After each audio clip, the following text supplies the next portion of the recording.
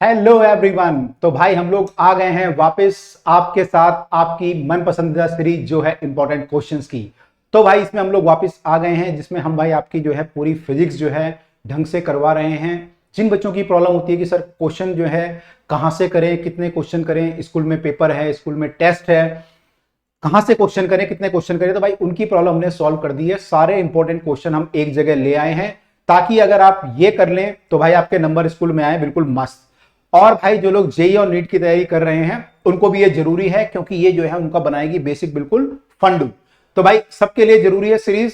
Question यहाँ पे हम लोग कर रहे हैं इंपॉर्टेंट क्वेश्चन और साथ में थ्योरी भी देख रहे हैं। जो भी आपके लिए इंपॉर्टेंट थ्योरी है वो भी हम साथ साथ करते हुए जा रहे हैं। तो भाई आज हम लोग डिस्कस करने वाले हैं लॉ ऑफ मोशन चल रहा है, आपको पता है 11th लेक्चर है ये इसका। जिसने बाकी लेक्चर नहीं देखे हैं लेक्चर देखें क्योंकि सारे लेक्चर ऑर्डर में हैं, सब एक दूसरे से रिलेटेड हैं, तो आपको समझने में आसानी होगी अगर आपने पुराने लेक्चर देखे होंगे। तो हॉरिजॉन्टल सर्कुलर मोशन हम लोग डिस्कस करने वाले हैं। सर्कुलर मोशन दो तरह का होता है, एक तो हॉरिजॉन्टल और एक होता है वर्टिकल। तो वर्टिकल सर्कुलर मोशन जो है वो अगले चैप्टर का पार्ट है, यानी वर्क एनर्जी पावर का पार्ट है, जबकि हॉरिजॉन्टल सर्कुलर मोशन जो है यहाँ पे आएगा। उसके लिए हॉरिजॉन्टल सर्कुलर मोशन में आपको दो तीन बातें जानना जरूरी है। एक तो सेंटीमीटर एक्सेलरेशन, उसकी वैल्यू कितनी होती है, तो ऑलरेडी हम लोग डिस्कस कर चुके हैं पहले भी कि सेंटीमीटर एक्सेलरेशन की जो वैल्यू आती है v²/r आती है या फिर ω² r आती है। और इसकी डायरेक्शन क्या होती है, इसकी डायरेक्शन जो होती है ऑलवेज टुवर्ड द सेंटर होती है। तो इसको हम बोलते हैं सेंट्रीपिटल एक्सेलरेशन।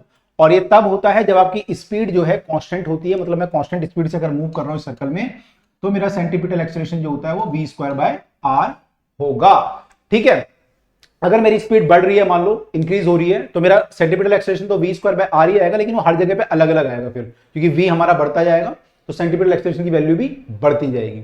और उस केस में आपका जो एक्सेलरेशन होगा सेंटीपिटल एक्सेलरेशन के अलावा एक और एक्सेलरेशन आपका आ जाएगा जो कि टेंजेंशियल एक्सेलरेशन हो, क्योंकि आपकी स्पीड यहां बढ़ रही है, मतलब टेंजेंट के अलोंग भी आप पे कोई फोर्स लग रहा है। देखो दो तरह के फोर्स हैं, तो अलोंग द रेडियस, एक अलोंग द टेंजेंट, दोनों परपेंडिकुलर हैं, दोनों परपेंडिकुलर फोर्स हैं, तो दोनों एक दूसरे से इंडिपेंडेंट है। जैसे एक्स कोऑर्डिनेट और वाई कोऑर्डिनेट के जो फोर्स होते हैं आपस में इंडिपेंडेंट होते हैं क्योंकि परपेंडिकुलर होता है, ऐसे ही यहाँ पे रेडियस और टेंजेंशियल जो फोर्स है वो आपस में इंडिपेंडेंट है। तो रेडियल फोर्स तो या एक्सेलरेशन आपने बोल दिया कि ये है v²/r। टेंजेंशियल एक्सेलरेशन जो होगा वो इंडिपेंडेंट आएगा। वो कितना होता है टेंजेंशियल एक्सेलरेशन अगर हम निकालें तो वो आपका आएगा dv/dt, rate of change of velocity या स्पीड, यहाँ पे स्पीड बोल लेते हैं। तो अगर हमें rate of change of speed दिया हुआ है तो यहां से हम टेंजेंशियल एक्सेलरेशन भी निकाल सकते हैं और उसकी डायरेक्शन जो होगी इधर को होगी। अगर स्पीड इंक्रीज हो रही है, डिक्रीज हो रही है तो रिटार्डेशन होगा, तो उल्टा हो जाएगा। ठीक है, ये टेंजेंशियल हुआ, ये सर्कल, ये सेंट्रीपिटल हुआ। अब अगर आपसे पूछे टोटल एक्सेलरेशन क्या है, तो टोटल जो है इसके बीच में बन जाएगा रिजल्टेंट। वेक्टर सम आपको आता है, अगर दो आपके वेक्टर है दोनों का सम करना आपको आता होगा, a² + b², तो वहां से हम लोग जो है इसका सम कर देंगे, यानी कि एक एक्सेलरेशन जो आपका नेट आएगा वो ac² + at का होल स्क्वायर, ये नेट एक्सेलरेशन आएगा। और इसकी डायरेक्शन बीच में कहीं आएगी, वो आप निकाल सकते हो tan थीटा वगैरह से। तो ये ऑलरेडी हम लोगों ने वेक्टर का जहां पढ़ा था वहां पे हमें आइडिया होगा आप लोगों को कैसे करना होता है। ठीक है, तो यहाँ पे जो मोस्टली क्वेश्चन आते हैं वो केवल ये वाले आते हैं। कभी कभार जो क्वेश्चन आते हैं उसमें जो है ये टेंजेंशियल आ जाता है और फिर टोटल भी पूछ लेता है आपसे कि टोटल कितना होगा, तो ये आपको पता होना जरूरी है। अगर आपसे पूछे सेंटीमीटर फोर्स कितना है तो वो आपको पता होना जरूरी है। m से मल्टीप्लाई कर देंगे तो m × a फोर्स होता है, तो सेंटीमीटर फोर्स हमारा हो जाएगा mv²/r या फिर m ω²r, वो हमारा सेंटीमीटर फोर्स हो जाएगा टुवर्ड द सेंटर की तरफ को। ठीक है, तो उस पर बेस हम लोग क्वेश्चन करेंगे और कई सारी और भी चीजें थ्योरी की जो हम आगे क्वेश्चन में धीरे धीरे डिस्कस करते हुए चलेंगे। ठीक है, तो क्वेश्चन पढ़ते पढ़ते हम लोग थ्योरी भी समझेंगे कि थ्योरी क्या होती है। और आपको बता दूं फिजिक्स पढ़ने का जो तरीका है वो यही है कि क्वेश्चन थ्योरी थोड़ा बहुत पढ़ लो, लेकिन क्वेश्चन जब आप करोगे तब आपको थ्योरी जो है ज्यादा क्लियर होगी। अगर आप सोच रहे हो मैं पहले थ्योरी बहुत ढंग से कर लूं फिर क्वेश्चंस करूं तो फिर नहीं हो पाएगा। ठीक है, आपको बता देता हूं मैं, फिजिक्स नहीं हो पाएगी। फिजिक्स में थोड़ा बहुत थ्योरी पढ़ लो पहले और फिर क्वेश्चंस करो। क्वेश्चन करते करते आपकी थ्योरी और कॉन्सेप्ट जो है बिल्डअप होना शुरू होंगे। ठीक है, धीरे धीरे होगा। चलिए, तो पहला क्वेश्चन हमारे सामने है, थ्योरेटिकल क्वेश्चन है। What provide the centripetal force to a car taking a turn on a level road. अगर एक लेवल रोड पे कार टर्न ले रही है, ऐसे घूम रही है गोल, तो कोई ना कोई फोर्स तो होगा जो टुवर्ड द सेंटर है, क्योंकि सेंटीमीटर एक्सेलरेशन है उसमें। अगर सर्कल में कोई टर्न ले रहा है सेंटीमीटर एक्सेलरेशन है उसके अंदर v²/r, तो सेंटीमीटर फोर्स भी होना चाहिए। तो कौन सा यहां पे क्या चीज है जो उसको फोर्स प्रोवाइड कर रही है, कौन सी चीज यहां पे सेंटीमीटर फोर्स प्रोवाइड कर रही है, कौन कर रही है बताओ, सोचो एक बार, क्या होना चाहिए आंसर? ग्रेविटेशन फोर्स होगा, वो नॉर्मल रिएक्शन होगी, कोई और फोर्स क्या होगा, टुवर्ड द सेंटर क्या हो सकता है?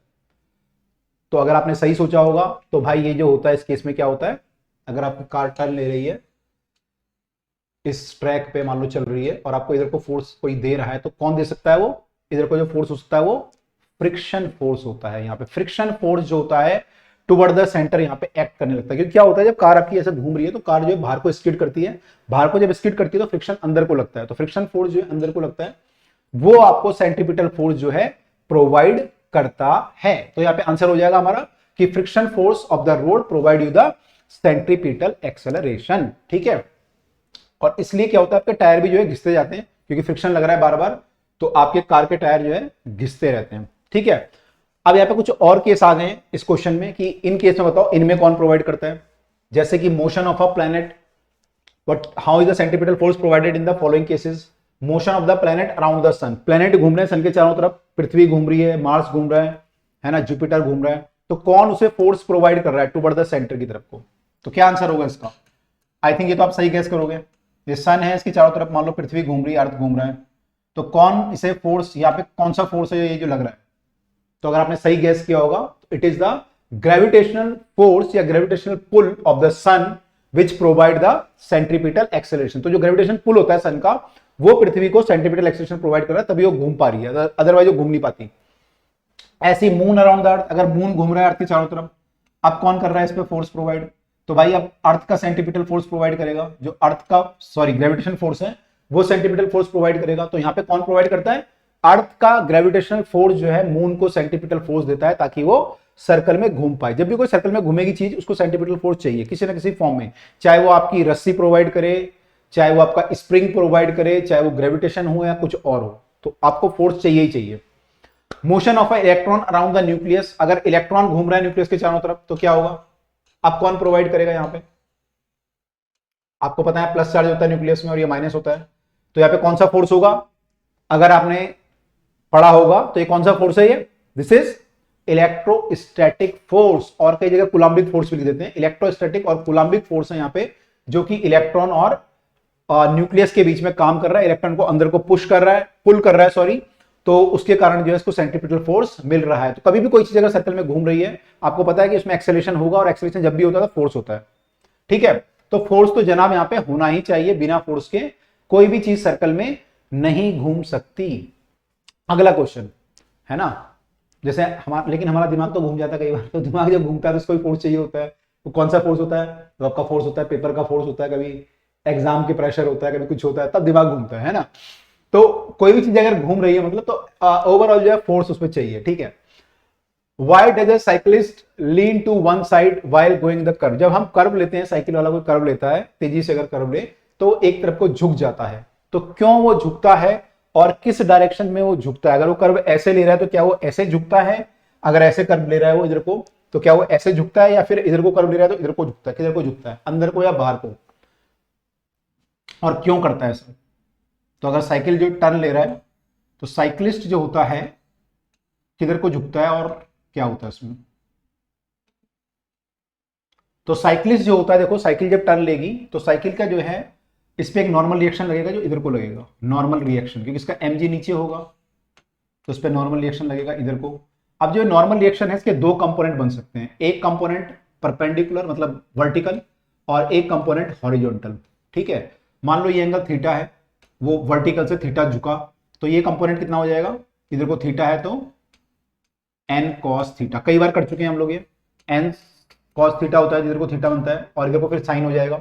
तो इसका जो कंपोनेंट है n cos थीटा, ये तो वेट को बैलेंस करता है, और जो ये वाला कंपोनेंट होता है n sin थीटा, वो क्या करता है, यहाँ पे सेंटीमीटर फोर्स कौन प्रोवाइड करेगा, टुवर्ड द सेंटर कौन फोर्स प्रोवाइड कर सकता है, n sin theta, toward the centre लग रहा है, तो ये आपको रिक्वायर्ड सेंटीमीटर फोर्स प्रोवाइड करेगा। जैसे आपको कई जगह पे फ्रिक्शन प्रोवाइड कर रहा था, कहीं पे आपको ग्रेविटेशन फोर्स प्रोवाइड कर रहा था, ऐसे यहाँ पे जो नॉर्मल का कंपोनेंट है वो जो है सेंटीपिटल फोर्स प्रोवाइड करेगा। लेकिन वो कब प्रोवाइड करेगा, जब ये बेंड करेगा। अगर मान लो ये बेंड नहीं कर रहा है, ऐसे ही रहा, तो नॉर्मल तो ऐसे लगेगा, तो उसका कोई कंपोनेंट बनेगा ही नहीं, इधर को तो कंपोनेंट आएगा ही नहीं, वर्टिकल रहेगा सारा, तो उस केस में प्रोवाइड नहीं करेगा। उस केस में हो सकता है थोड़ा बहुत फ्रिक्शन लगेगा, वो प्रोवाइड कर सकता है, बाकी नॉर्मल रिएक्शन तो प्रोवाइड नहीं करेगा। तो साइकिलिस्ट को थोड़ा बेंड होना पड़ेगा, और किधर को बेंड होना पड़ेगा, अंदर को। जब अंदर को बेंड होगा तभी उसका कंपोनेंट इधर को बनेगा, तभी उसको फोर्स मिलेगा।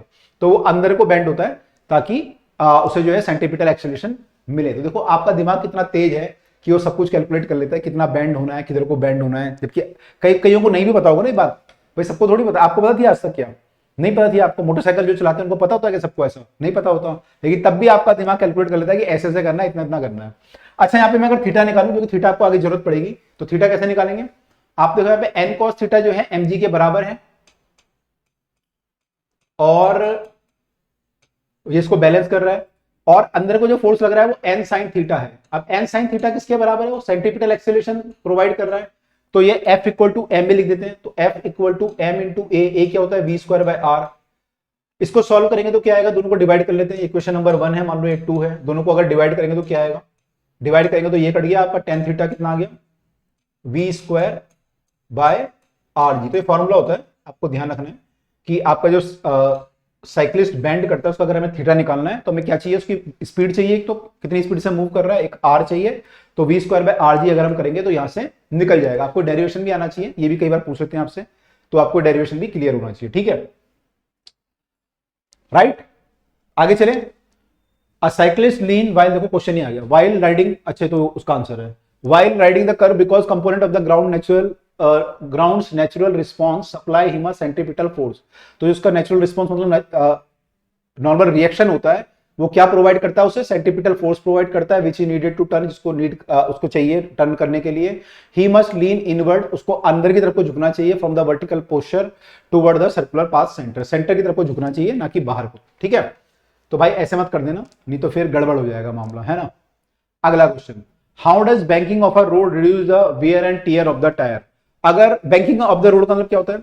जैसे मान लो रोड पे अगर कोई कार जा रही है, उसको टर्न लेना है, तो वहां पे क्या होता है कि हम लोग ना रोड को थोड़ा सा एक तरफ को झुका देते हैं, अंदर को झुका देते हैं। मतलब रोड जो है ना हमारी, जैसे ये रोड जा रही है, तो रोड को जो है इसका जो बाहर वाला साइड होता है, बाहर वाला पोर्शन, इसको हम थोड़ा सा उठा देते हैं और अंदर वाले पोर्शन को थोड़ा नीचे कर देते हैं। इसे बोलते हैं बैंकिंग ऑफ द रोड। आपने पहाड़ों में देखा होगा, जहां पे भी टर्न वगैरह लेते हैं हम लोग, तो वहां पे रोड एक तरफ से उठी होती है बाहर की तरफ से, और अंदर की तरफ से झुकी होती है। इससे क्या फायदा होता है? इससे वही फायदा होता है जो साइक्लिस्ट को हो रहा था वहां पे। जैसे मान लो यहाँ पे कार जा रही है, कार के टायर है और ये कार है, तो कार पे एक नॉर्मल रिएक्शन काम करेगा। अब इस नॉर्मल रिएक्शन का फिर वही जो है एक कंपोनेंट अंदर को काम करेगा, एन ये कॉस थीटा हो जाएगा, ये साइन थीटा हो जाएगा, तो वही आपका कंपोनेंट दो बन जाएंगे, फिर वो अंदर को काम करेगा। तो यहाँ पे आपका टेन थीटा जो आएगा V square by R G आएगा, V square by R G, ठीक है? तो यहाँ पे भी आपका टेन थीटा जो आएगा वर्टिकल से, वो V square by R G आएगा। तो आपको जो बैंकिंग करनी है वो आपकी V square by R G आएगी। मतलब कि अगर आपको पता है कि वी कितनी है आपकी कार की, तो V square by R G आएगी, ठीक है? इसीलिए जो है, जो पहाड़ों में रोड होती है, पे लिखा रहता है कि यहाँ पे स्पीड जो है 50 किलोमीटर होनी चाहिए, 100 होनी चाहिए, या मैंने 70 होनी चाहिए, 60 होनी चाहिए, क्योंकि उनको पता होता है कि उससे अगर ज्यादा स्पीड करोगे तो फिर ये गाड़ी जो है, अभी तो ये बैलेंस कर रहा है लेकिन फिर वो बैलेंस नहीं करेगा, है ना? क्योंकि हमने जो थीटा दिया है रोड को, तो रोड का थीटा फिक्स हो गया। एक बार आपने रोड बना दी तो थीटा फिक्स हो गया। अब ऐसा थोड़ी आप रोड जो है रोज चेंज करोगे, हर गाड़ी आ रही आप चेंज करोगे। वो तो एक बार बन गई तो रोड बन गई 2-3 साल के लिए, तो थीटा फिक्स हो गया। अब v यहाँ पे आर भी फिक्स होता है, रोड का जो रेडियस होता है जहाँ पे आप गाड़ी घुमाते हो, तो रोड, वो तो रोड बनी हुई है ऑलरेडी, जी भी फिक्स है वहां पे, केवल ये आपके हाथ में है। तो अगर आप स्पीड को कम रखोगे तो आपका काम चल जाएगा, अगर आपने स्पीड को ज्यादा किया तो फिर गड़बड़ हो जाती है कई बार, ठीक है? तो एनीवे, तो बैंकिंग क्यों करते हैं हम लोग? अगर मान लो यार बैंकिंग ना होती तो फिर क्या होता? फिर कार जब टर्न लेती तो कौन से सेंट्रीपिटल फोर्स प्रोवाइड करता हो? उस केस में कौन करता हो? अभी हमने डिस्कस किया था पहले क्वेश्चन में, क्या कौन करता है प्रोवाइड उस केस में? Friction force. कार बाहर को स्लाइड करती है, फ्रिक्शन अंदर को करता है, तो उस केस में क्या होता है? फ्रिक्शन फोर्स को सारा सेंट्रीपिटल फोर्स प्रोवाइड करना पड़ता है। अब इसके कारण से क्या होगा? फ्रिक्शन फोर्स बहुत ज्यादा लगेगा, और जब ज्यादा फ्रिक्शन फोर्स लगेगा तो हमारे गाड़ी के टायर क्या होंगे? ज्यादा घिस जाएंगे, तो फिर आपको बार बार टायर बदलने पड़ेंगे, पैसे आपके ज्यादा लग जाएंगे, वियर एंड टियर गाड़ी का ज्यादा होगा। वियर एंड टियर मतलब घिसा, उसका जो डैमेज होगा वो ज्यादा होगा। तो हम क्या करते हैं कि फ्रिक्शन कम लगे तो हम क्या करते हैं? ऐसा बैंक कर देते हैं। इससे क्या होता है कि कुछ सेंट्रीपिटल फोर्स जो होता है वो आपकी नॉर्मल रिएक्शन का कंपोनेंट प्रोवाइड कर देता है, और जो थोड़ा बहुत अगर रिक्वायरमेंट होगी तो फ्रिक्शन प्रोवाइड करेगा फिर, है ना? जो एन साइन थीटा है तो आपका यही काफी होता है वैसे तो, लेकिन अगर मान लो फिर भी जरूरत पड़ी तो थोड़ा बहुत फ्रिक्शन लग जाता है, तो आपका फ्रिक्शन फिर जो है थोड़ा बहुत लगता है, तो आपकी वियर एंड टियर क्या होती है? कम होती है। अगर ऐसा ना हो तो फिर काफी ज्यादा आपकी वियर एंड टियर हो जाएगी, ठीक है? तो ये सेम बात लिखी हुई है यहाँ पे, friction must be increase reducing the wear and tear. तो फ्रिक्शन को must be increase resulting in the, हाँ, तो अगर आप वो नहीं करोगे, बैंग नहीं करोगे तो फ्रिक्शन बढ़ जाएगा आपका, ठीक है? चलो, वट क्वेश्चन आ गया, what is the smallest radius of a circle to which cyclist can travel if it speed is this and given that he bend at an angle of 45 degree while turning. तो 45 degree पे bend करता है तो कितनी उसकी speed होनी चाहिए। तो आपने भी देखा था V square by R G जो है, फॉर्मूला ध्यान करो, V square by R G क्या था, टेन थीटा। तो आपको क्या निकालना है, यहाँ पे स्पीड निकालनी है। तो वी क्या हो जाएगा हमारा, R G tan theta V square, तो इसका रूट आ जाएगा ये वी। तो आर यहाँ पे हमें क्या दिया हुआ है, हमें वी निकालना है, हमें आर दिया हुआ है। आर कितना दिया हुआ है हमें, वैल्यू लिखते हैं सारी यहाँ पे, हमें क्या क्या दिया हुआ है यहाँ पे, अच्छा रेडियस हमें निकालनी है, सॉरी हमें रेडियस निकालनी है। वी हमें दिया हुआ है, वी कितना दिया हुआ है 36 किलोमीटर पर आवर, तो 5/18, ये कई बार आपको बता चुका हूं। तो 10 मीटर पर सेकंड आ जाएगा, मीटर पर सेकंड में लिखेंगे इसको, ठीक है। जी का वैल्यू तो आपको मालूम ही है, जी का वैल्यू इज 9.8 या 10 ले लेते हैं, 10 दिया हुआ है, अच्छी बात है। थीटा इज 45 डिग्री, ठीक है। तो राइट, तो हमें क्या निकालना है, हमें निकालना है वैल्यू ऑफ आर। तो आर क्या हो जाएगा यहां से, आर हमारा हो जाएगा V square upon G tan theta. This implies that R equal to V square मतलब 10 का स्क्वायर, जी 10 है और टेन थीटा आपका 1 हो जाएगा, 45 है तो कट के कितना हो जाएगा 10। तो रेडियस है 10 मीटर आ गई। तो यानी कि कम से कम जो रेडियस हमारी होनी चाहिए वो 10 मीटर यहां पर होनी चाहिए। तो 10 मीटर हमारा जो है रेडियस होना चाहिए, उससे ज्यादा होगा तो अच्छी बात है, उससे शार्प टर्न नहीं होना चाहिए, मतलब कम रेडियस होगी तो शार्प टर्न हो जाएगा, वो नहीं होना चाहिए। इसलिए आपने देखा होगा जब हम लोग टर्न लेते हैं कई बार रोड की जब जाती है या गली में कोई टर्न लेता है तो बिल्कुल कोने से लेता है घूम के, जितना लंबा सर्कल मार सकता है ना। अगर आप एकदम से टर्न लोगे तो गड़बड़ हो जाएगी। स्पेशली ट्रेन आपने देखी होगी, ट्रेन जो टर्न लेती है बहुत लंबा टर्न जाके लेती है, ठीक है। और ट्रक वगैरह भी जब लेते हैं टर्न तो एक लंबा वो लेते हैं, या अपनी स्पीड कम करनी पड़ती है उनको, नहीं तो क्या होगा फिसल जाएंगे वो, ठीक है, क्योंकि यहाँ पे सेंटीमीटर फोर्स चाहिए होगा बहुत ज्यादा उनको, वो मिलेगा नहीं उनको। ओके, अगला क्वेश्चन देखो क्या है, एयरक्राफ्ट, देखो एयरक्राफ्ट में ये चीज हो सकती है, execute horizontal loop at an speed of this with its wing bend at 15 degree, what is the radius of the loop. तो ये कह रहा है जहाज जो है वो टर्न ले रहा है और उसके जो है विंग मुड़े हुए हैं, मतलब एक जहाज है और इसके विंग जो है, जहाज है हमारा और इसके विंग जो है वो क्या है 45 डिग्री पे वो हो रखे हैं बेंड। तो उससे क्या होगा, 45 डिग्री पे बेंड होने से क्या फर्क पड़ेगा, अगर जहाज मान लो ऐसे होता है तो इसका जो एयर का प्रेशर होगा वो ऐसे लगेगा वर्टिकली अपवर्ड ऐसे। अब मान लो ये 15 डिग्री पे बेंड हो जाए ऐसे, तो इसका क्या होगा, ये प्रेशर भी फिर नीचे से ऐसे लगेगा, इस पे परपेंडिकुलर लगता है इसके सरफेस से, तो ऐसे लगेगा। अब इसके लगने से क्या फायदा होगा आपको कि इसका एक कंपोनेंट जो अंदर को होगा वो आपको सेंट्रीपिटल फोर्स प्रोवाइड कर देगा जो अंदर को होगा। तो ये भी सेम केस हो गया, वही tan theta equal to V square by R G, cyclist वाला केस। तो यहाँ पे भी वही फायदा होगा आपको कि tan theta equal to V square by R G, ये केस आ जाएगा आपका। तो आपको क्या निकालना है यहाँ पे, रेडियस निकालनी है। तो आर क्या हो जाएगा हमारा V square by tan theta into ji.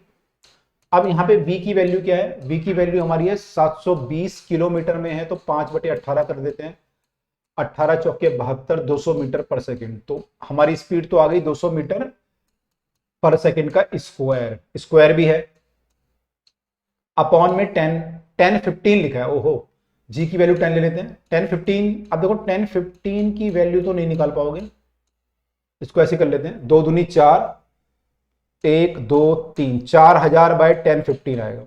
10-15 degree की वैल्यू ऐसे निकालना चाहे तो थोड़ा सा कॉम्प्लेक्स है, मैथ्स में मैथ्स वाले निकाल सकते हैं बच्चे, मैथ्स वालों को पता होगा कि 10 2 थीटा प्रॉपर्टी होती है equal to 2 10 theta 1 minus 10 square theta, इसको यूज करेंगे अगर तो निकाल सकते हो। यहाँ पे आप 10-30 डिग्री रखो तो ये हो जाएगा 2 10-15 डिग्री अपॉन में 1 माइनस 10 स्क्वायर 15 डिग्री।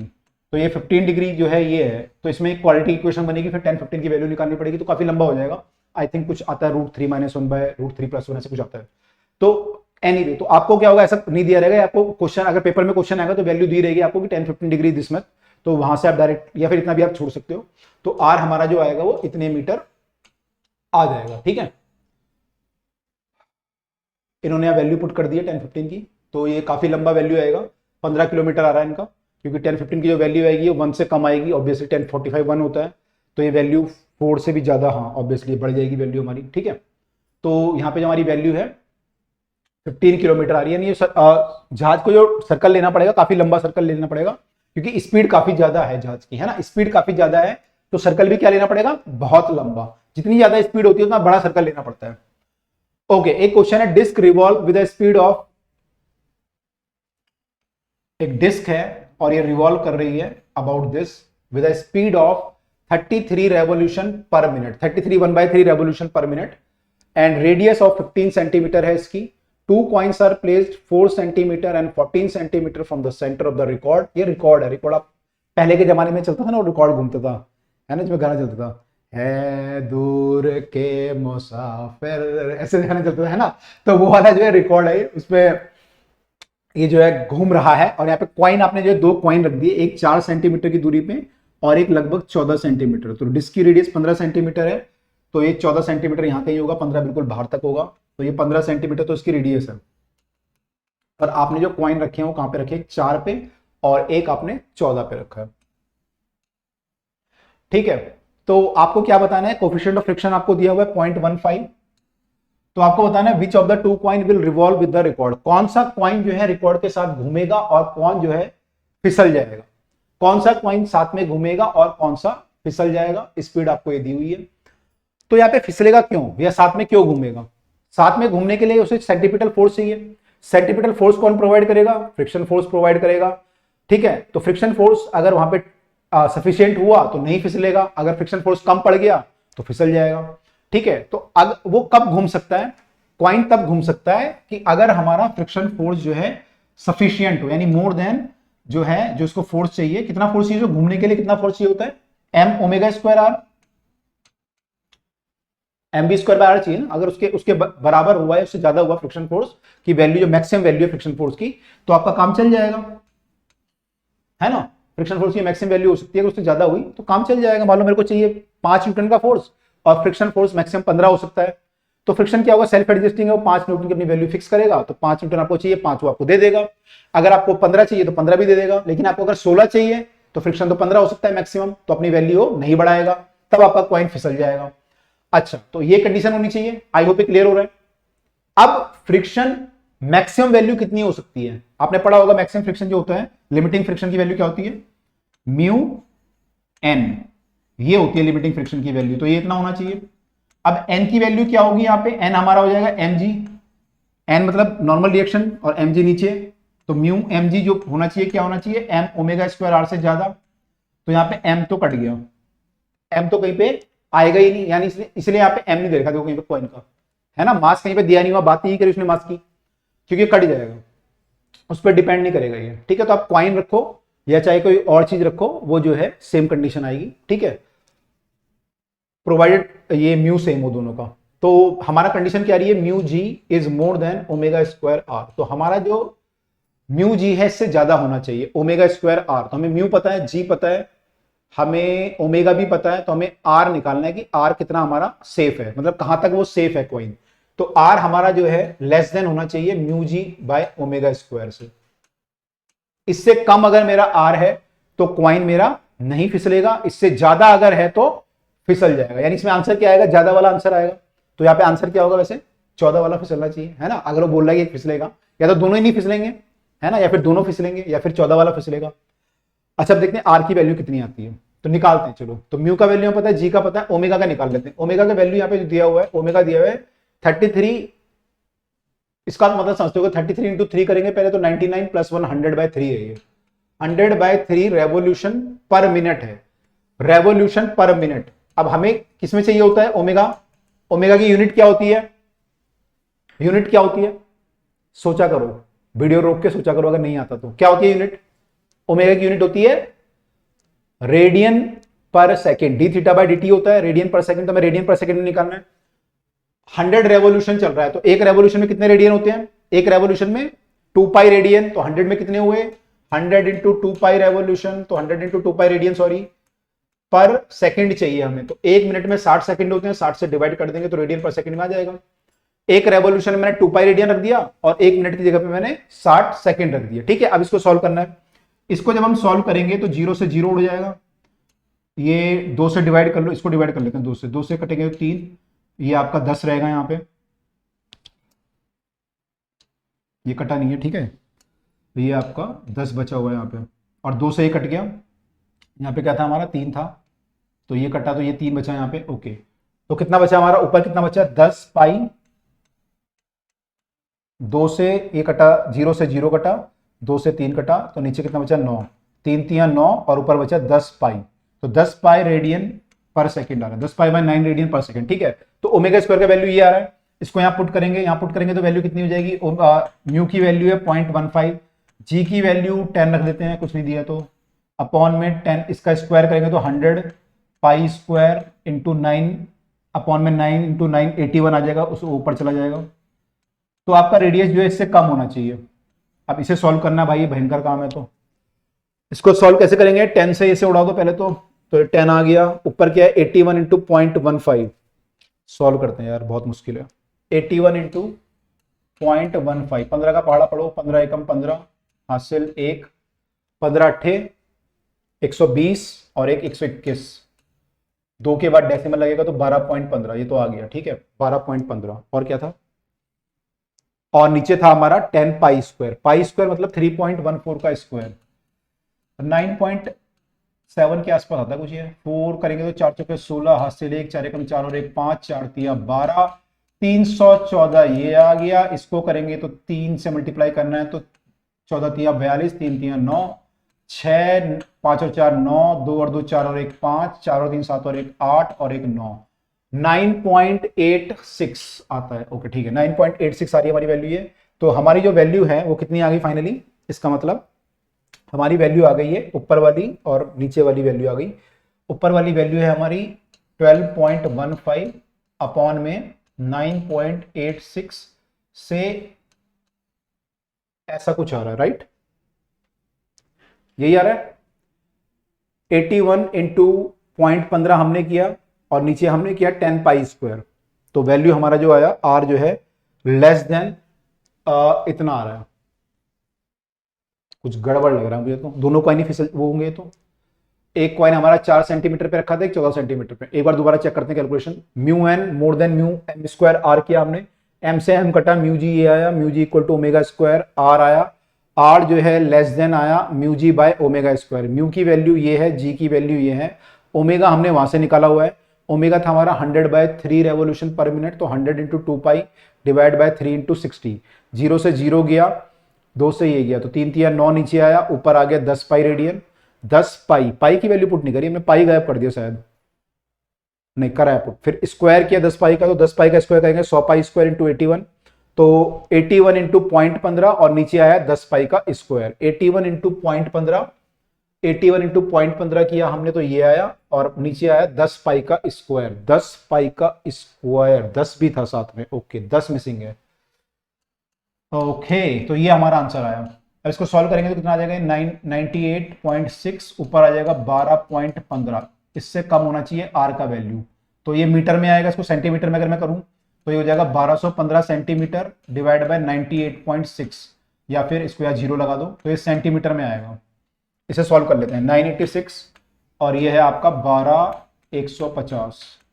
तो पहले आपका 1215 है तो 9 एकम 9, तो ये 986 आया, 15 में से 6 गए 9, 10 में से 8 गया 2, 11 में से गया 11 में से सॉरी 10 हाँ 11 में से 9 गया 2, इसको यहाँ 0 लगाएंगे, 9 दूनी 18, 2 बार कट जाएगा, 12 पॉइंट समथिंग आएगा, है ना। 2 से कटेंगे 2 चिके 12, हासिल 1, 2 अट्ठे 16 और 1 17 का 7, हासिल 1, दोनों में 18 और 1 19, 10 में से 2 गया 8, 8 में से 7 गया 1, 12 में से 9 गया 3, 3100 कुछ आया, 9 3 27, तो 12.3 सेंटीमीटर के आसपास आ रहा है। यानी आपका जो रेडियस होना चाहिए it should be less than 12.3 centimetre, लगभग 12.3 से कम होना चाहिए।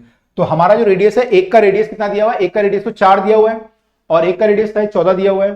तो 4 वाला क्या होगा, 4 वाला ठीक है, इससे कम है तो वो वाला नहीं फिसलेगा, और जो 14 वाला होगा वो क्या होगा, वो आपका फिसल जाएगा, वो आपका फिसल जाएगा। ठीक है, रीजन क्या है इसका, देखो आपका जो फोर्स लग रहा है वो एम ओमेगा स्क्वायर आर है, एम ओमेगा स्क्वायर आर। अब एम तो दोनों का सेम है मान लो, और ओमेगा स्क्वायर भी दोनों का सेम होगा। आपको पता है दोनों जब सर्कल में घूमेंगे तो 2 पाई रेडियन ही कवर करेंगे, चाहे छोटा सर्कल हो या बड़ा सर्कल हो, सेम टाइम में सेम डिस्टेंस कवर कर रहे हैं, तो ओमेगा सेम है। तो जिसका आर ज्यादा होगा उस पर फोर्स भी ज्यादा लगेगा। तो बाहर वाला पॉइंट पे आर ज्यादा है तो उसका फोर्स ज्यादा है, इसलिए वो क्या हो रहा है, फिसल जा रहा है। फ्रिक्शन फोर्स आपका सेम है तो इसलिए वो उसको नहीं कर पा रहा। ठीक है, तो यहाँ पे हमने सॉल्व किया पूरा। तो इन्होंने खैर अलग अलग केस में दोनों में निकाल के देखा है, दोनों केस में इन्होंने फोर्स निकाल के कंपेयर किया है कि हमारा फ्रिक्शन फोर्स ज्यादा आ रहा है म्यू एम जी या फिर ये ज्यादा आ रहा है, तो इन्होंने कंपेयर किया है कि कहां पे क्या ज्यादा है, उससे इन्होंने निकाला। तो इन्होंने क्या निकाला finally, hence the second coil will not rotate with the record. तो सेकंड वाला जो कॉइल है यानी ये वाला 14 सेंटीमीटर वाला, ये वाला नहीं घूमेगा विद द बाजे के साथ। जो रिकॉर्ड है आपका, जो डिस्क है उसके साथ वो नहीं घूमेगा। ठीक है, आई होप क्लियर हुआ होगा। ठीक है, तो बेसिक कंसेप्ट से करना है। अब देखो एक और क्वेश्चन आया, A 70 kg man stand in a contact with the inner wall of a hollow cylinder drum of radius 3 meter rotating about the vertical axis। एक जो है सिलेंडर है और इस हॉलो सिलेंडर है और इसके अंदर एक आदमी जो है बिल्कुल इस पे चिपक के खड़ा हो गया,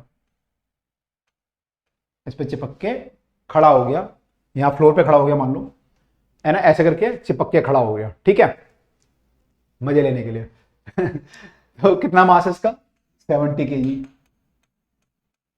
और सिलेंडर की रेडियस कितनी दी हुई है, 3 मीटर। यहां पे खड़ा हो गया। अब ये सिलेंडर घूम रहा है कितनी स्पीड से, 200 रोटेशन पर मिनट। आरपीएम मतलब रोटेशन पर minute. Coefficient of friction between the wall and the clothing is 0.15। उसके जो कपड़े पहने हुए हैं उसके और वॉल के बीच में कोफिशिएंट ऑफ फ्रिक्शन कितना है, 0.15। What is the minimum rotation speed of the cylinder to enable him to remain stuck to the wall. तो कितने ओमेगा से ये घूमे ताकि वो दीवार से चिपका रहे विदाउट फॉलिंग। अगर मैं फ्लोर को हटा दूं तो ये दीवार से चिपका हुआ रहे, कितने ओमेगा से मुझे घुमाना है ताकि चिपका रहे, है ना, मजेदार है ना।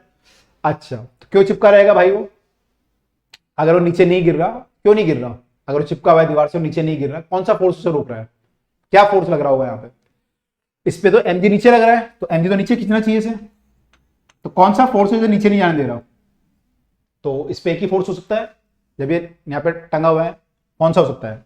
अब इसमें नॉर्मल रिएक्शन देखिए, नॉर्मल यूं लग रहा होगा, जो दीवार से नॉर्मल फोर्स लग रहा होगा यूं लग रहा होगा, तो एक और फोर्स कौन सा लग रहा होगा इस पे, ऊपर की तरफ को फ्रिक्शन फोर्स। जब ये नीचे वो खिसक रहा होगा तो इस पे फ्रिक्शन फोर्स एक हो सकता है जिसको नीचे ना खिसकने दे। अगर मान लो आपने ऐसे हाथ रख दिया अपना और उसको आप नीचे खिसकते हो, क्या होता है, फ्रिक्शन फोर्स लगता है ना ऊपर को, तो वो फ्रिक्शन फोर्स होगा जो इसको नीचे नहीं खिसकने दे रहा।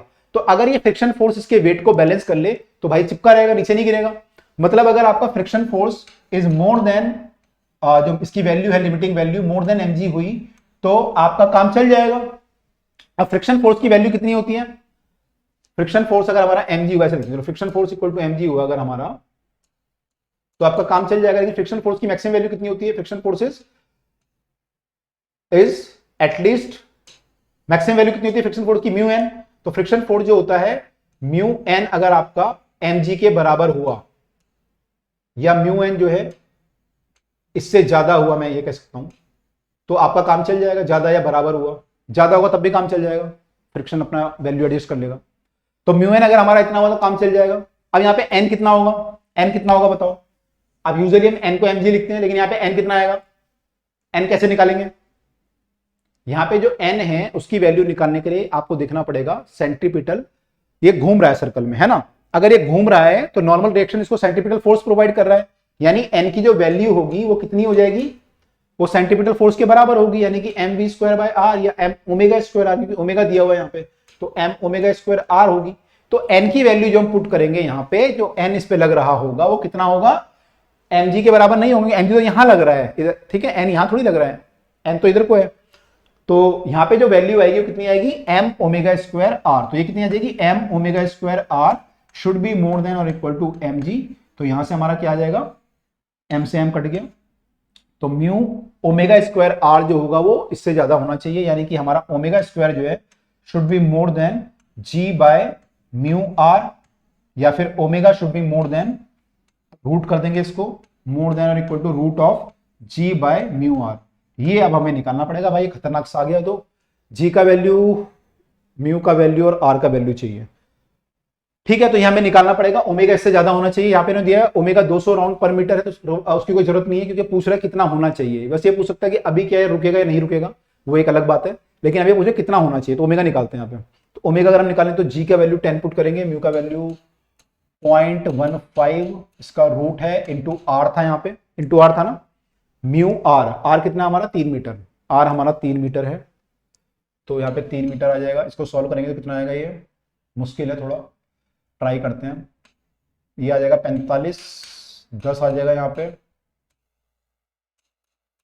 और थोड़ा मेहनत करेंगे तो ये हट जाएगा, तो 1 2 0 यहाँ पे आ गई, 5 से काटेंगे, 5 में 45, ये 200 आ जाएगा। 9 का रूट तो सीधा 3 होता है, इजी हो गया। और यहाँ पे 200 का लिख सकते हैं, 2 इंटू 100, 100 का रूट 10 आ जाएगा, 2 बचेगा ऊपर। ठीक है, 200 का मैंने 100 लिखा, 100 को बाहर कर दिया, 3 को बाहर कर दिया, ये आया। और सॉल्व करेंगे तो ये 10 इंटू 1, अब आसान हो गया, 1.414 डिवाइड बाय 3, तो ये 14.14 बाय 3, और सॉल्व करेंगे तो 3 चौके 12 और 21 आएगा, 3 सत्ते 21, 3 एकम 3, इतना आएगा।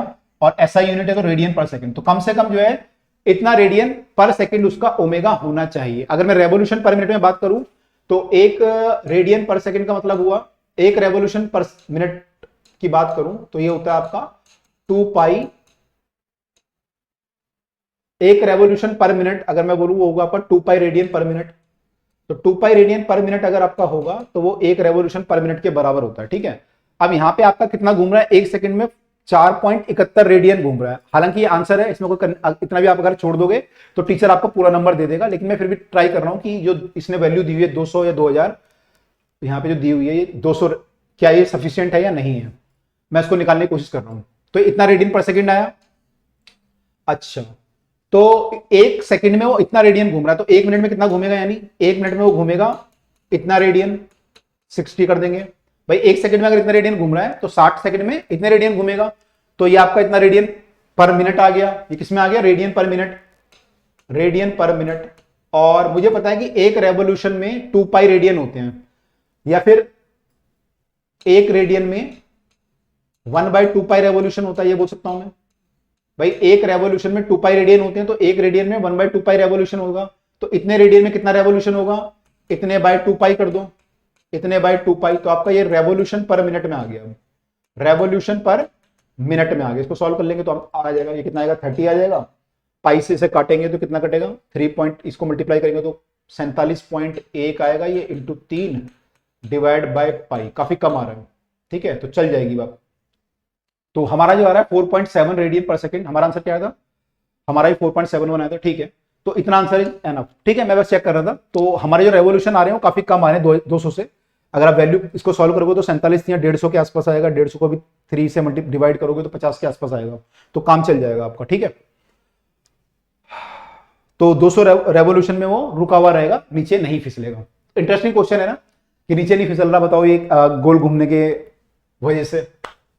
Interesting question. अगला question, a particle moves in a circle of radius 20 centimetre, 20 centimetre की रेडियस है, उसमें घूम रहा है सर्कल में पार्टिकल, और इसकी जो लीनियर स्पीड है वो आपकी दे रखी है 2t।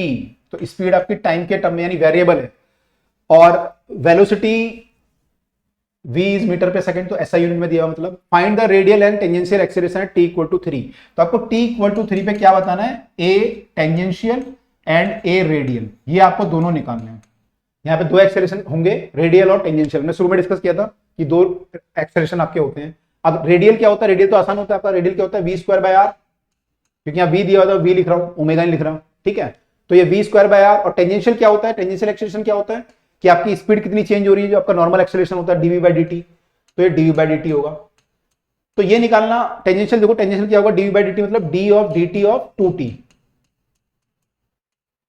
तो इसको सॉल्व करेंगे तो 2 आ जाएगा, तो आपका 2 मीटर पर सेकंड स्क्वायर आ गया। ये क्या आया, टेंजेंशियल एक्सेलरेशन, किसका जो है, इसके अलोंग कितनी स्पीड, मतलब 2 मीटर पर सेकंड स्क्वायर से मेरी स्पीड चेंज हो रही है, मतलब 2 मीटर पर सेकंड मेरी स्पीड हर सेकंड में बढ़ रही है। ठीक है, तो मेरा टेंजेंशियल एक्सेलरेशन आया। अब एक होता है toward the centre radial acceleration, ये निकालेंगे वी स्क्वायर बाय आर। अब वी स्क्वायर चाहिए आपको, तो वी कितना है हमारा, 2t का स्क्वायर हो जाएगा, यानी कि 2t स्क्वायर बाय आर, यानी कि 4t स्क्वायर बाय आर, है ना, और 2t हो गया था, 2t। अच्छा, तो 2t नहीं 2t जुड़ी हुई है, तो 4t स्क्वायर बाय आर आया। ठीक है, 4t स्क्वायर बाय आर। अब t कब है हमारा, t इक्वल टू 3, तो t इक्वल टू 3 पे कितना हो जाएगा, ये 4 इंटू 9 अपॉन में r कितना है 20 सेंटीमीटर, यानी 0.2 मीटर। ये कब है, t इक्वल टू 3 पे। तो इसको सॉल्व करेंगे, 9 चौके 36 अपॉन में 0.2 है, तो 2 इंटू 10 करेंगे यहाँ पे, तो ये 18 आ जाएगा। तो आपका वैल्यू कितनी आई, 180। और यूनिट क्या होगी इसकी, वी स्क्वायर बाय आर है, या ओमेगा स्क्वायर आर है, तो रेडियन पर सेकंड स्क्वायर, ये लिख सकते हैं। ठीक है, तो आपका जो सेंटीपिटल एक्सेलरेशन है वो इतना है, या आप मीटर पर सेकंड स्क्वायर भी लिख सकते हो, जो भी एक्सेलरेशन ही है दोनों की यूनिट सेम होगी। ठीक है, तो हमारा आंसर जो आया 180 और 2 मीटर पर सेकंड स्क्वायर आया। तो आई होप आपको क्लियर हुआ होगा कि सेंटीपिटल क्या होता है और टेंजेंशियल क्या होता है। दोनों का अगर हम रिजल्टेंट लेंगे तो वो भी आप निकाल सकते हो, दोनों का स्क्वायर करके ऐड करना है, 2 का स्क्वायर प्लस 180 का स्क्वायर का रूट, तो आपका टोटल आएगा। अगला क्वेश्चन हमारे सामने है। इस क्वेश्चन में क्या पूछ रहे थे, ये भी सर्कल में घूम रहा है, सर्कल के क्वेश्चन है, सारे क्वेश्चन सर्कल वाले हैं। Stone is tied to one end of the string for 70 metre long is build in a horizontal circle. तो भाई आपके पेपर खत्म हो गए और आप घुमा रहे हो स्टोन जो है बांध के, आप कह रहे हो टाइम पास तो हो नहीं रहा। अब घर वाले कह रहे हैं पढ़ ले भाई, अगला पेपर आने वाले हैं मार्च में या जब भी फाइनल होने वाले हैं, आप कह रहे हैं जब आएंगे तब देखेंगे, अभी क्या करना है, अभी तो पत्थर घुमाओ आराम से। तो पत्थर घुमा रहे हो आप लोग मस्ती में, तो मस्ती में पत्थर घुमा रहे हैं और स्ट्रिंग ले लिया आपने 70 सेंटीमीटर लंबा, और इसमें बांध के आपने पत्थर घुमा रहे हो, चाहे किसी के सिर पे लग रहा है चाहे कुछ लग रहा है, आप घुमाए जा रहे हो बस। ठीक है, तो कांस्टेंट स्पीड है इसकी, आपने फिजिक्स पढ़ ली तो स्पीड तो कांस्टेंट कर ही सकते हो आप। Stone make 10 revolution in 20 second, तो स्टोन ने जो है 10 रेवोल्यूशन इन 20 सेकंड की है, तो इससे इसकी ओमेगा आ जाएगी। ठीक है, what is the direction and magnitude of the acceleration, आपको बताना है कि एक्सेलरेशन की डायरेक्शन, डायरेक्शन तो पता है आपको, डायरेक्शन किधर को होगी, सेंटीपिटल एक्सेलरेशन किधर को होता है, टुवर्ड द सेंटर, तो डायरेक्शन तो टुवर्ड द सेंटर आपके हाथ की तरफ को होगी। मैग्नीट्यूड क्या होगा, तो मैग्नीट्यूड क्या होता है इसका, ओमेगा पता है आपको, तो ओमेगा स्क्वायर इंटू आर, तो आपको बस ओमेगा निकालना है, यहाँ पे आर आपको पता है, तो ओमेगा कितना होगा, देखो ओमेगा हमारा जो है यहाँ पे एक्चुअली वो हो जाएगा कितना, 10 रेवोल्यूशन बाय 20 सेकंड था, तो उसको अगर डिवाइड करेंगे तो 1/2 रेवोल्यूशन पर सेकंड हो जाएगा, 1/2 रेवोल्यूशन पर सेकंड। ठीक है, अब आपको इसको लेकिन ऐसा यूनिट में करना है, रेडियन पर सेकंड में, तो एक रेवोल्यूशन में 2 पाई रेडियन होते हैं, तो 2 पाई रेडियन हो गया यहाँ पे 1 रेवोल्यूशन की जगह पे, और बाय 2 सेकंड, तो ये कितना आ गया, पाई रेडियन पर सेकंड, तो ये भी आ गया आपका पाई रेडियन पर सेकंड। ठीक है, तो ओमेगा आपका पाई स्क्वायर हो गया, यानी पाई का स्क्वायर आ जाएगा। आर कितना है आपका 70 सेंटीमीटर है, तो मीटर में पुट करेंगे। ठीक है, तो आंसर यहां से आएगा। अपना क्वेश्चन जब करते हो ना आप खुद कर लिया करो पॉज करके, कई बार बोल चुका हूं मैं, टीचर का वेट मत करा करो। तो ये वैल्यू कितनी आएगी, 9.86 आई थी शायद, पीछे में सॉल्व किया था, जगह 0.7 से मल्टीप्लाई करेंगे, 7 छिक्के कितना होता है, 7 एकम 7 14 कितना होता है, 7 पंजे 35 7 छिक 42, 4 7 8 56 और 4 8 56 और 4 60 0 हासिल 6 7 में 63 और 6 69 69, 3 के बाद डेसिमल लगना है, 6.9 हमारा एक्सेलरेशन आ रहा है, मीटर पर सेकंड स्क्वायर में आ जाएगा, या फिर रेडियन पर सेकंड स्क्वायर भी कर सकते हो क्योंकि ओमेगा है। तो 6.9 मीटर पर सेकंड स्क्वायर आ रहा है, और इन्होंने सेंटीमीटर में लिखा है तो इनका 100 से मल्टीप्लाई कर दिया है, तो 691 आ रहा है इनका। ठीक है, तो ऐसे भी लिख सकते हो। ठीक है, तो आई होप ये भी क्लियर हुआ होगा। ओके, तो एक और क्वेश्चन आ गया, ये भी एक भाई है जो पत्थर वो घुमा रहा है हॉरिजॉन्टल प्लेन में, और इसमें थोड़ा सा इसने धागा कुछ और पूछा हुआ एक्स्ट्रा। देखो इसने बोला एक पत्थर घुमा रहा है आपका दूसरा दोस्त, और पत्थर का मास इस बार कितना है भाई, 0.25 किलोग्राम का पत्थर घुमा रहा, 250 ग्राम का। ठीक है, और सर्कल में घुमा रहा है, रेडियस कितनी दी हुई है, रेडियस हमारी 1.5 मीटर है जिसमें वो घुमा रहा है, इसने बड़ा धागा लिया हुआ है। स्पीड कितनी है इसकी, 40 रेवोल्यूशन पर मिनट, तो ओमेगा जो है 40 रेवोल्यूशन है पर मिनट। अब मैं वही पहले चेंज कर लेता हूं, एक रेवोल्यूशन में 2 पाई रेडियन होते हैं, तो 40 इंटू 2 पाई रेडियन हो गया, एक रेवोल्यूशन में 2 पाई रेडियन, और मिनट में 60 सेकंड, तो नीचे हो गया 60 सेकंड, तो रेडियन पर सेकंड में आ गया।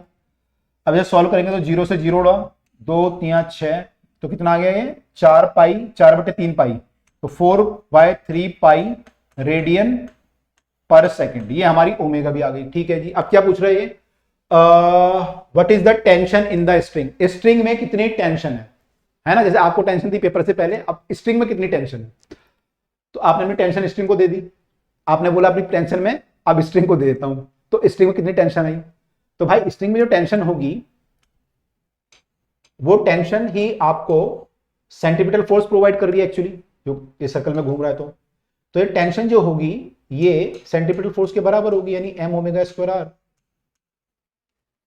ऐसी होगी।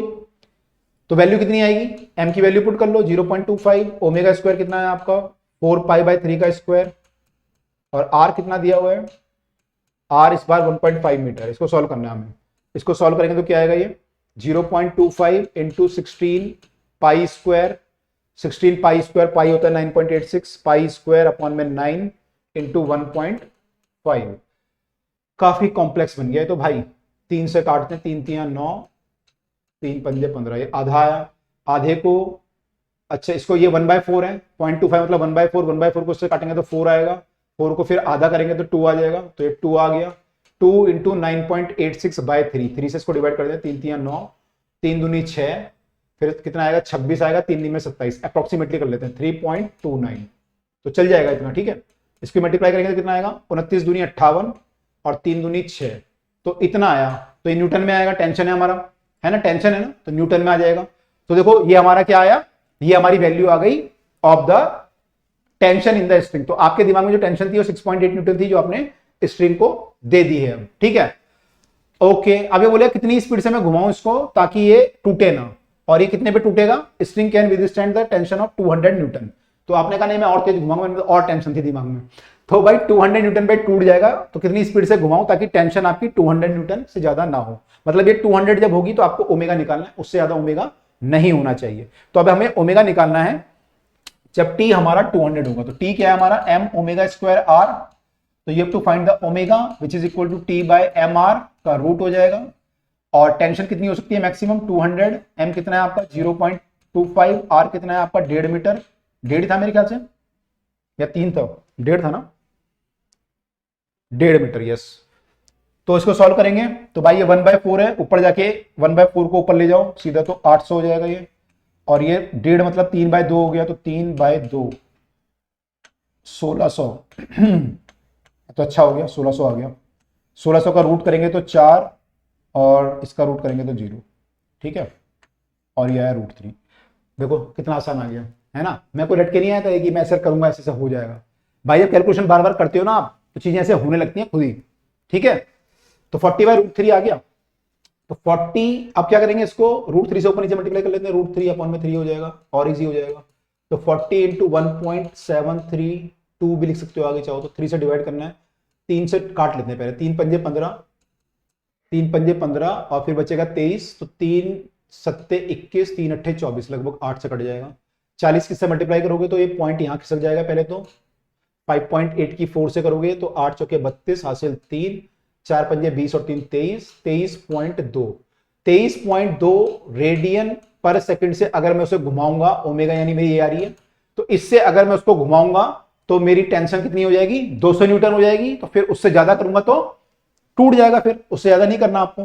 तो हमारा आंसर आ रहा है 23.2 न्यूटन पर, 23.2 आ रहा है। इसमें क्या लिखा है, मीटर पर सेकंड में निकाला है, स्पीड पूछा था, अच्छा स्पीड वी पूछा था, यहां पे हमने ओमेगा निकाल दिया, ओहो ओमेगा निकाल दिया हमने। ठीक है चलो वी निकाल लेते हैं, v equal to omega r. ये थोड़ी करूंगा सिर्फ v² लिखूं वहां पे, इससे निकाल लेता हूं। तो v कितना होता है, ओमेगा आर, ओमेगा कितना 23.2 into v equal to omega r, 1.5 से मल्टीप्लाई करना है, 1.5 से मल्टीप्लाई करो 15 से करोगे, 15 दूनी 30, हासिल 3, 15 3 45 और 3 48, हासिल 4, 15 दूनी 30 और 4 34, 1 और 2 के बाद डेसिमल, 34.8 मीटर पर सेकंड आ रही है, 34.8 लगभग सही है। ठीक है, तो हमारा आंसर जो आ रहा है 34.8 मीटर पर सेकंड। तो उससे अगर आप घुमाओगे उसे, उससे ज्यादा घुमाओगे तो टूट जाएगा, क्योंकि इतने पे आपकी टेंशन 200 हो जाएगी।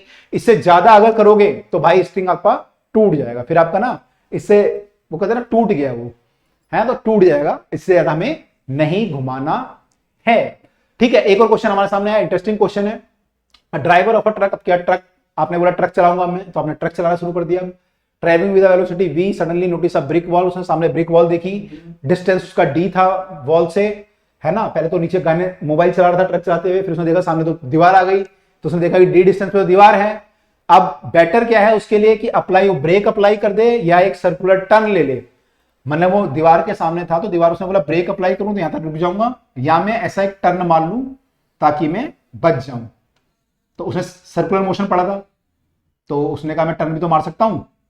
तो फिर वो कैलकुलेशन करने बैठ गया क्या करूं, तब तक ट्रक जाकर दीवार में टकरा गया। ठीक है, तो कैलकुलेशन थोड़ा जल्दी करनी है तो ट्रक टकरा जाएगा। ठीक है, तो देखो यहाँ पे क्या लिखा है, अगर देखो ब्रेक लगाता है, मान लो अगर वो ब्रेक लगाता है, उस पर फोर्स, कौन सा फोर्स काम करेगा, कौन रुकेगा ट्रक को, फ्रिक्शन फोर्स रुकेगा। फ्रिक्शन फोर्स कितना होगा, फ्रिक्शन फोर्स हमारा होता है म्यू mg, म्यू n होगा, म्यू mg हो जाएगा यहाँ पे, नॉर्मल केस है ट्रक का, तो mu m g friction force है। अच्छा, तो एक्सेलरेशन कितना होगा ट्रक का, रिटार्डेशन इनफेक्ट कितना होगा, एफ बाय मास उसका ट्रक का, तो ये हो जाएगा mu m g by m, यानी हमारा एक्सेलरेशन जो होगा म्यू जी होगा, कितना होगा म्यू जी। तो कितने डिस्टेंस पे रुकेगा ट्रक, इसकी स्पीड यहां पे v है और ये डिस्टेंस इसका d है यहां पे, तो हमें ट्रक को रोकना है इस पे। तो ट्रक जो रुकेगा डिस्टेंस कितना ट्रेवल करेगा यहाँ पे, अगर मैं देखो डिस्टेंस अगर मैं निकालूंगा तो कैसे निकालूंगा, मुझे पता है फाइनल स्पीड 0 होनी चाहिए इसकी, इससे पहले पहले, तो v square minus u square, final speed 0, initially v square है, v square minus u square equal to 2as, 2a कितना होगा ये होगा, और s कितना होना चाहिए मेरा d होना चाहिए, या मैं s मान लेता हूं, तो s कितना आएगा यहां से, s मेरा आएगा v square by 2 mu G. तो ये जो रुकेगा अगर इसकी स्पीड v है ट्रक की, तो v square by 2 mu G पे रुकेगा। अब ये डिस्टेंस आपका कम होना चाहिए किससे, d से, तभी आप बचोगे, नहीं तो टकरा जाओगे। ठीक है, तो आपने निकाला फ्रिक्शन वाले केस में कि फ्रिक्शन वाले केस में जो है इतना होना चाहिए। ठीक है, अच्छा तो अब आपसे अच्छा ये भी पूछ सकता आपसे कि म्यू की वैल्यू कितनी होनी चाहिए, ऐसा क्वेश्चन ही बन सकता है। खैर, दूसरे केस में क्या हुआ, सर्कुलर टर्न आपने लिया, आपने जब सर्कुलर टर्न लिया तो मतलब आपकी स्पीड पहले ये थी, फिर आपने घूमना शुरू किया तो आप ऐसे घूम गए, और यहाँ पे आपकी स्पीड कम से कम यहाँ पे आते आते आपकी स्पीड ऐसे हो जानी चाहिए, इससे पहले हो जाए तो अच्छी बात है, इसके बाद होगी तो प्रॉब्लम है। तो यहाँ पे आपकी स्पीड कम से कम ऐसे हो जाए, इसके पैरेलल हो जाए दीवार के, तो आप बच जाओगे, आप बच जाओगे। तो यहाँ पे जो है जब आप सर्कल में घूमे, सर्कल में जब घूमे, तो सर्कल में घूमने के लिए आपको सेंट्रीपिटल फोर्स किसने प्रोवाइड किया, m v square by r किसने प्रोवाइड किया, कौन प्रोवाइड करेगा यहां पे, कौन करेगा, फ्रिक्शन फोर्स। तो यानी फ्रिक्शन फोर्स इसके बराबर होगा म्यू एम जी के। तो यहां से आर की वैल्यू क्या आ रही है आपकी, कितने आर डिस्टेंस मैंने कितना रेडियस का सर्कल लोगे आप, वो आपका आ जाएगा V square by mu g, ये आपका आर आ गया। ठीक है, अब यहां पे देखो आर क्या चीज है, आर है क्या चीज, यहां पे आपकी वेलोसिटी इधर है और यहां पे इधर है, तो इसका जो सेंटर होगा सर्कल को कहां पे होगा, मान लो आपकी वेलोसिटी एक इधर है और एक इधर है, तो सेंटर कहां होगा, यही तो होगा भाई। जब दो टेंजेंट आपकी ऐसी होती हैं तो आप टेंजेंट से अगर परपेंडिकुलर ड्रॉ करो तो सेंटर पे जाता है, यहाँ से ड्रॉ करो सेंटर पे जाएगा, यहाँ पे अगर होता मान लो ये तो सेंटर पे जाता। तो जब भी आप टेंजेंट ड्रॉ करते हो यहाँ पर परपेंडिकुलर ड्रॉ करते हो सेंटर पे जाता है, यानी सेंटर यहाँ कहीं होगा। तो यानी जो एक्चुअली आपका ये आर है ये आपका डिस्टेंस के बराबर है, इस केस में डिस्टेंस के बराबर है आर, तो ये जो आर है वही डिस्टेंस है। तो इस केस में जो डिस्टेंस आ रहा है जिसमें वो रुक सकता है वो इतना है, इतने डिस्टेंस में रुके, माने इसको इतना डिस्टेंस चाहिए कम से कम, और इस केस में जो डिस्टेंस चाहिए उसे इतना चाहिए कम से कम।